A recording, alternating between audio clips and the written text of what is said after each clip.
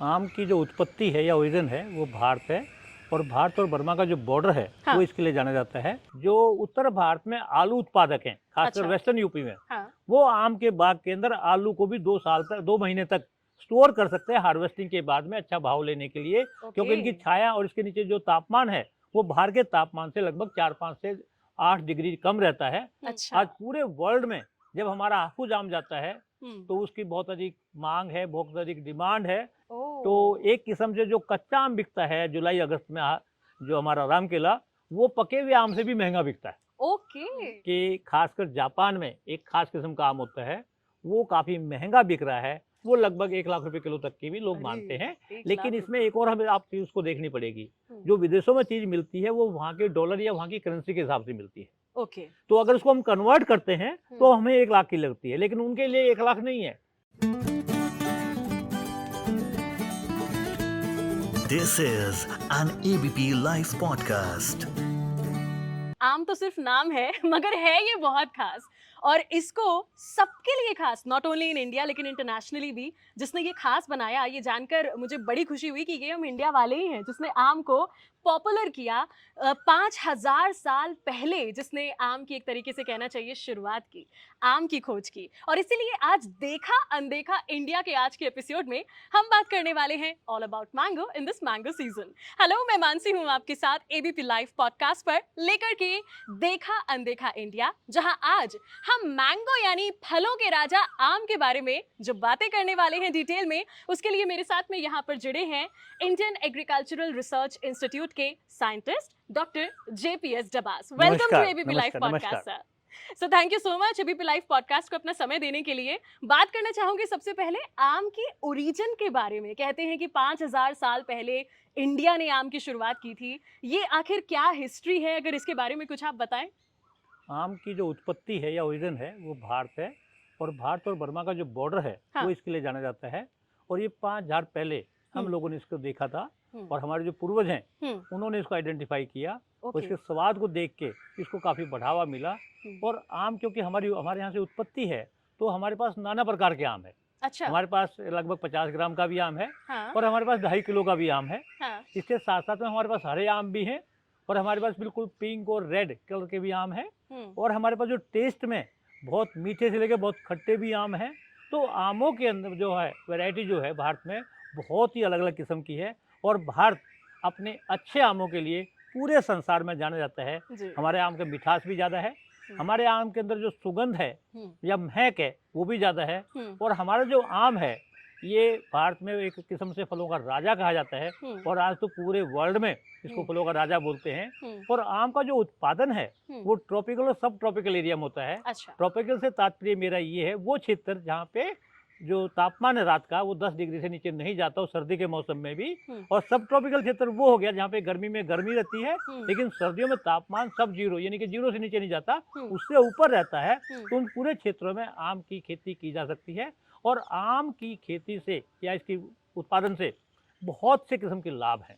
अच्छा। इससे पूरी एक इंडस्ट्री चलती है। और आम के नाना प्रकार के उपयोग है। इसको हम पके हुए को खाते हैं। कच्चे आम की सब्जी बनती है। कच्चे आम का अचार बनता है। कच्चे आम का आम पन्ना बनता है। इसके पत्तों की भी औषधीय वैल्यू भी है।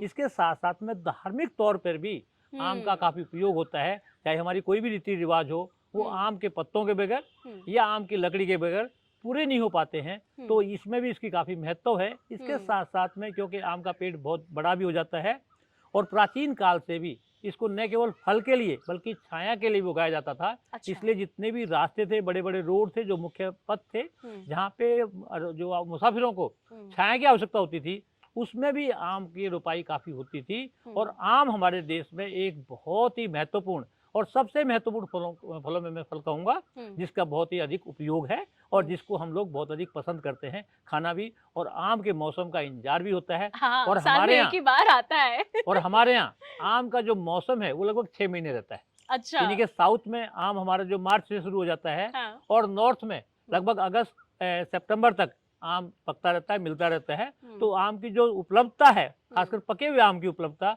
वो लगभग 6 महीने से ज्यादा है।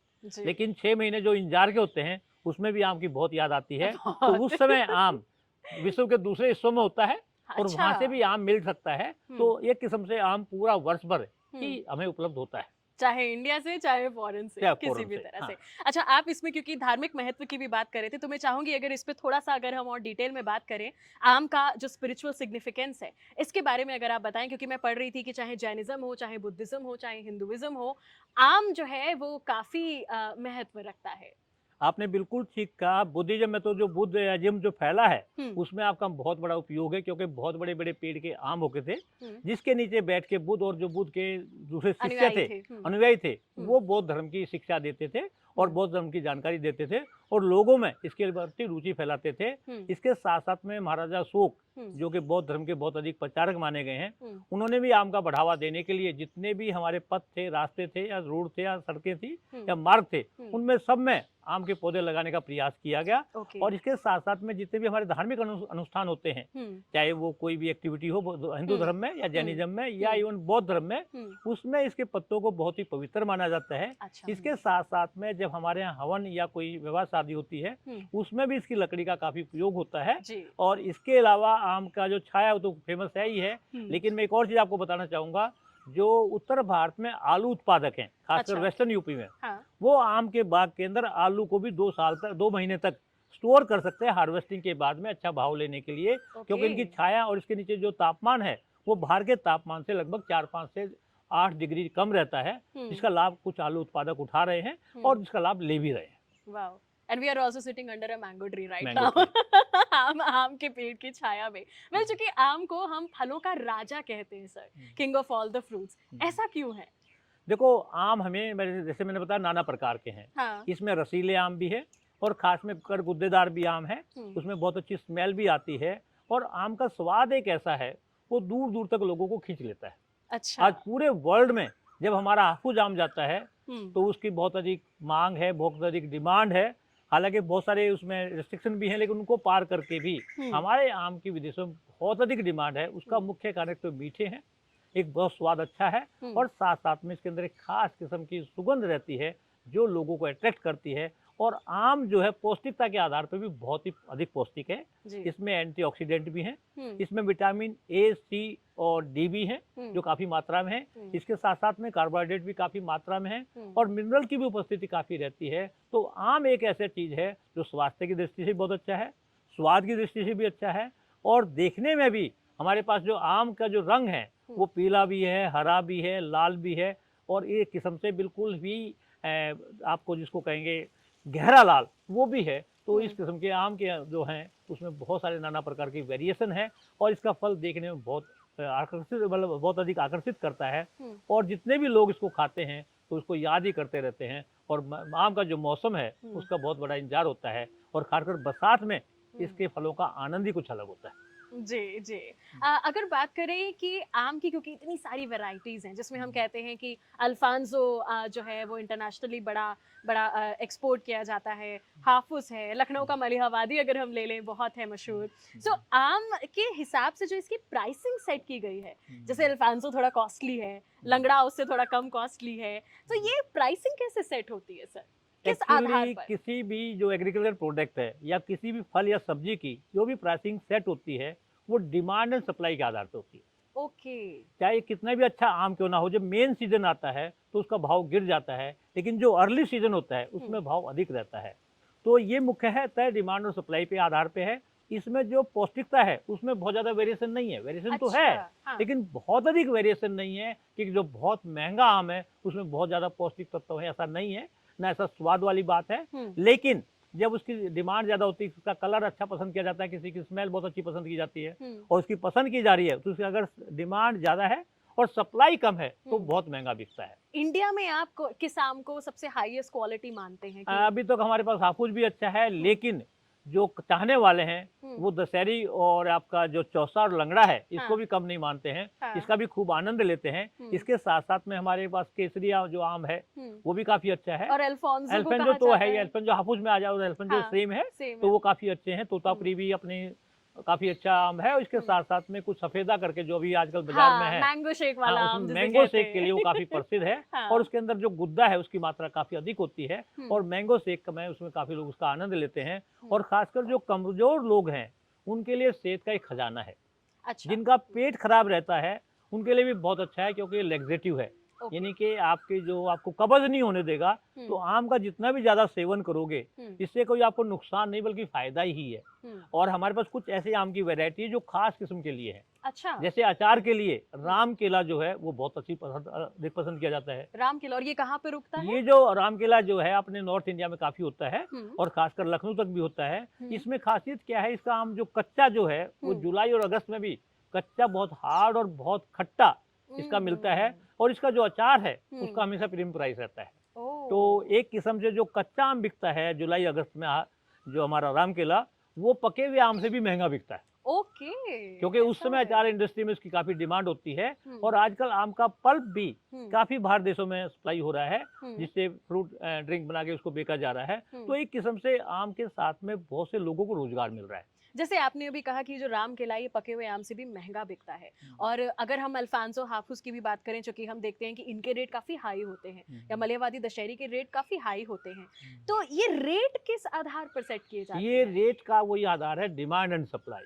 अच्छा, ये जब रेट डिमांड, भी? हाँ, क्योंकि जब ओके। सप्लाई ज्यादा होगी और ये मतलब डिसाइड किस आधार पे होते हैं, क्योंकि ये अच्छे आम कहे जाते हैं, इस आधार पे? देखो, अच्छे आम तो जो भोगता है हाँ। वो अच्छा और बुरा वो कहता है।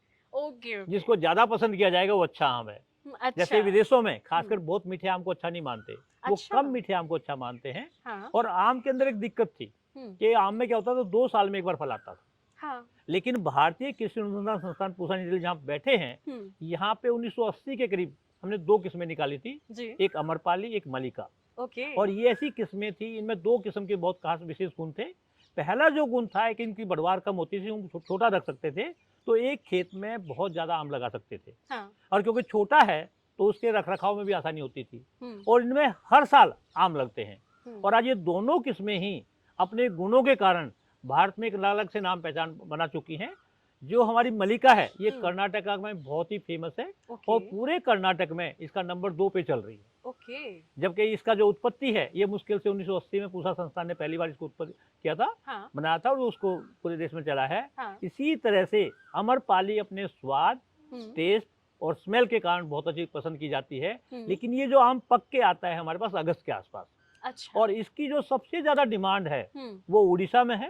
और उड़ीसा के भी खासकर जो ट्राइबल एरिया है उसमें पहाड़ों में इस आम ने काफी क्रांति लाई है, और वहाँ पे काफी मतलब लोगों का विकास हुआ है, आर्थिक विकास भी हुआ है, और ये आम वहाँ से पूरे देश में फैल रहा है। तो एक किस्म से दोनों वेरायटी हैं, इन्होंने एक नई क्रांति लाई। और क्रांति क्यों आई? क्योंकि इसमें एक तो उत्पादन ज्यादा मिलता है, क्वालिटी बेटर है, मैनेजमेंट आसान है, किसान को हर साल आम मिल रहा है। तो ये सब बातों से बहुत फायदा हुआ।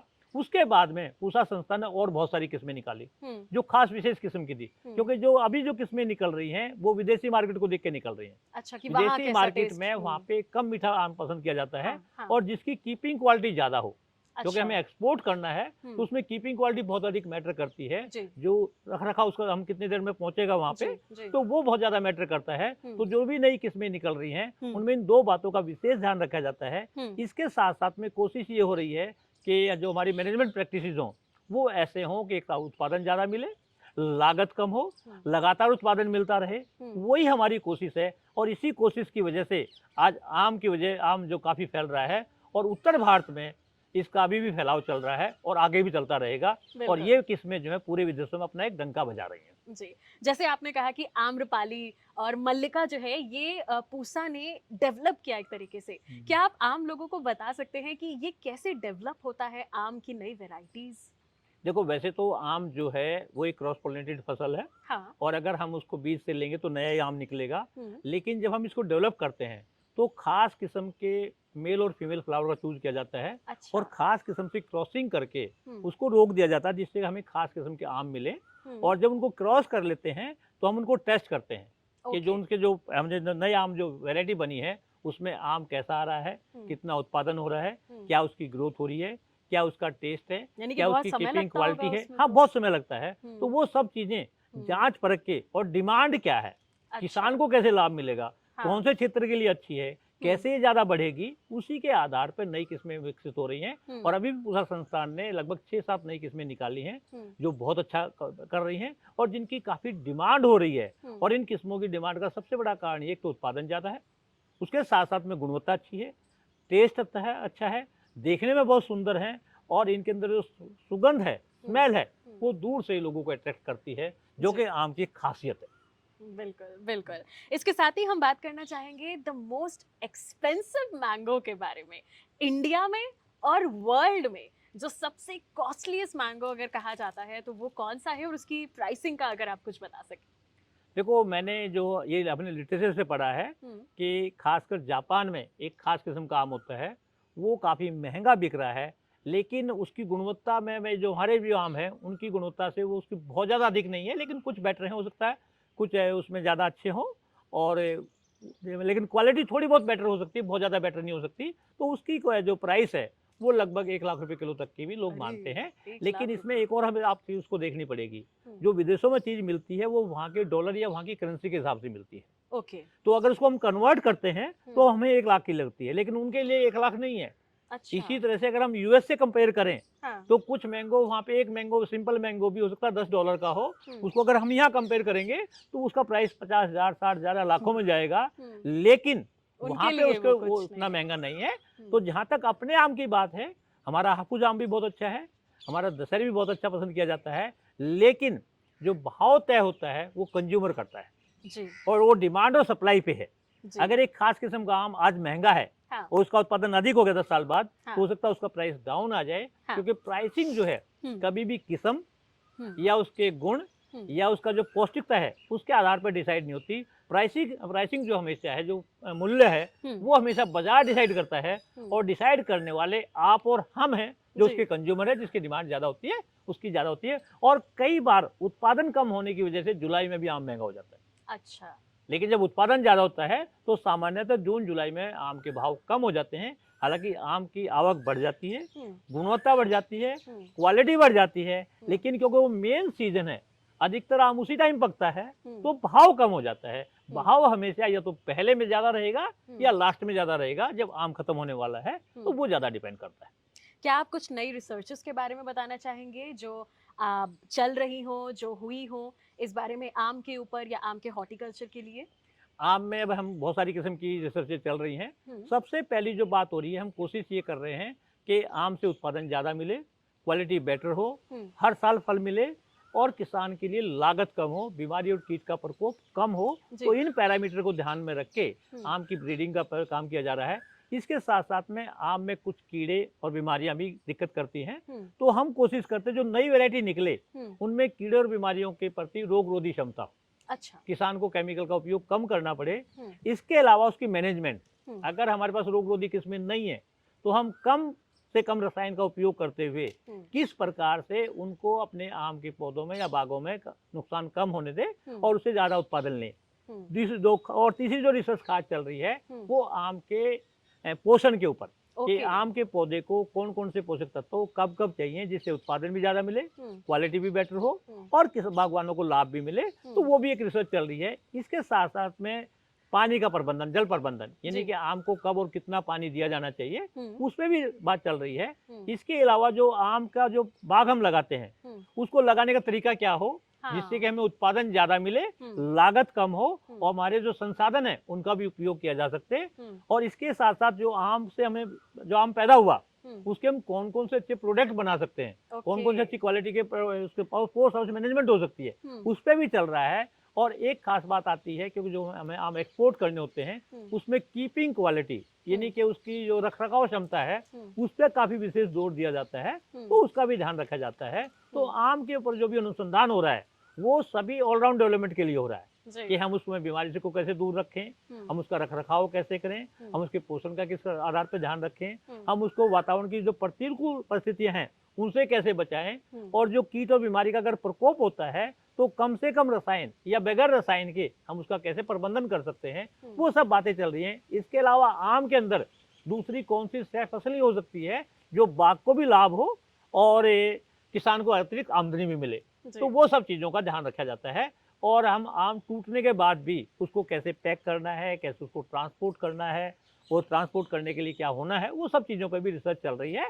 और जो आम अगर ज़्यादा आ गया है तो उस समय उसके कौन कौन से प्रोडक्ट बन के हम कैसे उसको एक्सपोर्ट कर सकते हैं या बाद में उनका उपयोग कर सकते हैं, वो सब बातों पे भी ध्यान दिया जा रहा है। और हर किस्म के प्रोडक्ट को अलग किस्म के आम की आवश्यकता होती है। अच्छा। अचार के लिए अलग स्वाद चाहिए, आपको आम पन्ना बनाना तो अलग स्वाद चाहिए। अच्छा। और आम जो है न केवल आपको पोषण देता है, बल्कि कच्चे आम की सब्जी या आम पन्ना आपको भीषण गर्मी से भी बचाता है। जी। तो एक किस्म से आम का पौधा जो है उसमें नाना प्रकार के बेनिफिट है, और इसके साथ साथ में ये पर्यावरण हितैषी है। अच्छा। और कार्बन सिक्वेस्ट्रेशन करता है, जो कार्बन को अपने अंदर एब्जॉर्ब कर लेता है। तो जितना कार्बन फुटप्रिंट कम होगा उतना हमें लाभ होता है। तो आम हमें काफी मात्रा में ऑक्सीजन भी देता है, कार्बन को संशोधित कर भी करता है, और इसके साथ साथ में हमें अच्छा उत्पादन भी देता है, छाया भी देता है। लकड़ी की इमारत से इसके लकड़ी का भी इमारतों में भी प्रयोग होता है। जी, जी, तो आम के absolutely। प्रयोग अनेक हैं, और हमारे पास सबसे बड़ी बात है कि ये देश बहुत ही अधिक धनी है इसके जो संसाधन, जो cultivation के लिए। इसकी कल्टीवेशन के लिए भी जी। और इसकी किस्मों के लिए भी। जी। और हमारे पास नाना प्रकार की किस्में हैं, और हमारे पास जो इसका जैव पदार्थ है उस नाना प्रकार का है। जी। सो लास्टली मैं बस इतना ही बताना चाहूंगी कि आम को हमारे इंडिया में फ्रेंडशिप का भी एक नजरिया कहा जाता है। सो thank you so much sir हमारे साथ जुड़ने के लिए एबीपी लाइव पॉडकास्ट। आपका भी बहुत बहुत धन्यवाद।